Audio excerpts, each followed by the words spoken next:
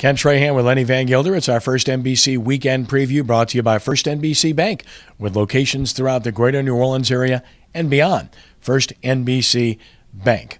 Well, the All-Star break has arrived in the NBA. The Hornets, of course, winning 4-5 prior to the break, which is good news. And they've got Ryan Anderson and Anthony Davis participating in various skills competition at the All-Star game. And the bad news is, what's up with Eric Gordon? Who knows? Who knows? And we had this conversation about 7, 8 other times before, it seems like. Doesn't play on Wednesday night, the last game before the All-Star break, because of a wrist injury. But the problem, I got anywhere to be seen. I have to interject you. The problem with that is how it unfolded, Lenny. They issue a starting lineup, give it out to the media. After they meet with the media, nothing's said about him at all. Then they issue the lineup 5 minutes later, and it's got him in it. And then all of a sudden, 15 minutes after that, everything changes. It's, what's almost what we've come to expect 2 years of having Eric Gordon around New Orleans, and you want to take it at face value that something happened. He was a late scratch because of the wrist injury. It just didn't respond, whatever it was. It happened in shoot around Wednesday morning. But are we really at this point, after everything we've seen out of Eric Gordon the last 2 years, just to take it at face value? Well, the other part of that is this. Okay, you sprain your wrist, you can't play. You're not on the bench. You're not at the game. You're not in the locker room. You're nowhere to be seen.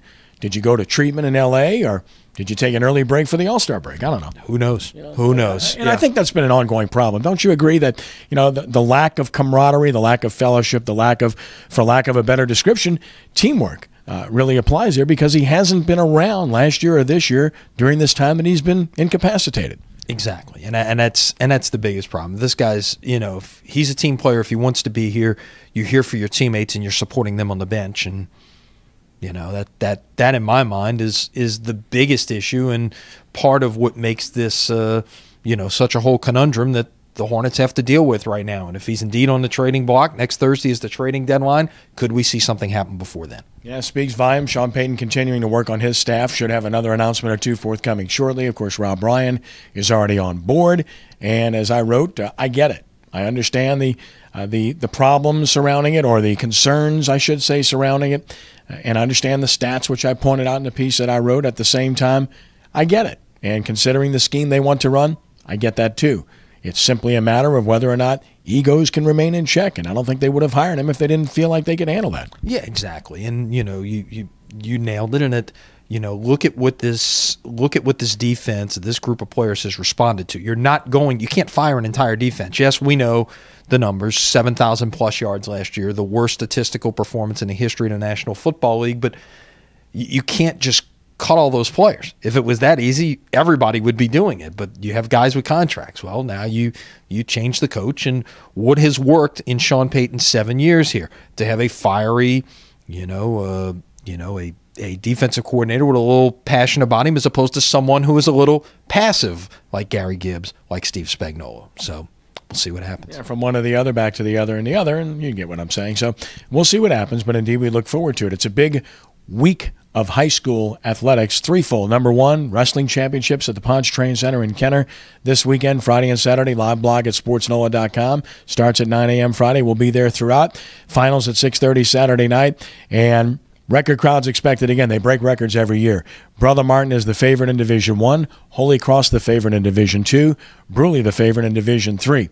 Clearly, this is a sport that grows, as I wrote about it at sportsnola.com, Lenny, up to 83 participants now, and growing around the state in popularity and in participation. Yeah, it's huge. It may be to the point, are we outgrowing the Pontchartrain Center? Might we have to be at New Orleans Arena next time around, or or Lakefront Arena, whatever can handle the space of being able to put all those mats on the floor? And that is part of the challenge, being able to put 8 mats down for the early rounds at one time. It's space dictates a lot of that, and but has the event outgrown the Pontchartrain Center? Something to look for this weekend and beyond. Yeah, it's certainly going to be of interest. And as mentioned, local teams, Brother Martin looking for 14 state championship. Holy Cross looking for a 27 state championship. Prime contenders in Division I include Jesuit, Catholic High, who's won 2 in recent years, St. Paul's and Rummel. Rummel won in 2011. In Division III, John Curtis and Thomas Jefferson are contenders. Curtis was second last year in Division III.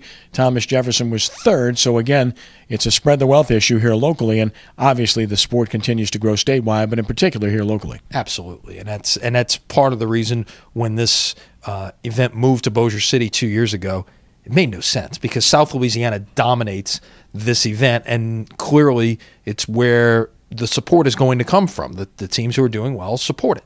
State soccer championships coming up the following weekend at Tag Gormley Stadium.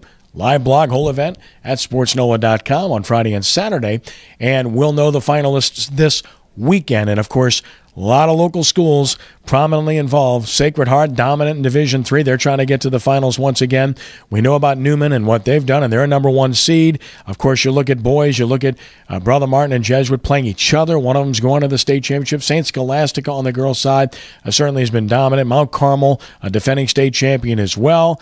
And you can go down the list of teams, and you have Vanderbilt Catholic, who's obviously very good and has a great chance. So you got a whole bunch of local interest there as well. Yeah, really. And this is going to be a huge crowd. You would think at John Ryan Saturday afternoon, 1 o'clock, Brother Martin and Jesuit for a spot in the finals. Next Saturday over at Tad Gormley, where it figures to be well supported again. Obviously, if you get the locals there, you should have some good crowds again next weekend. Hopefully, the weather cooperates. And last but not least, we watch for the basketball seedings for both the boys and girls. And again, local teams figure prominently in the mix in pretty much every classification, and most notably Warren Easton girls in 4A, a tremendous basketball team. Unquestionably, they will be the number 1 seed in that particular class. West St. John girls should be number 1 in 1A as well. And on the boys' side, you've got a lot of very good local teams that have a great shot in every class, including some defending state champions like John Curtis.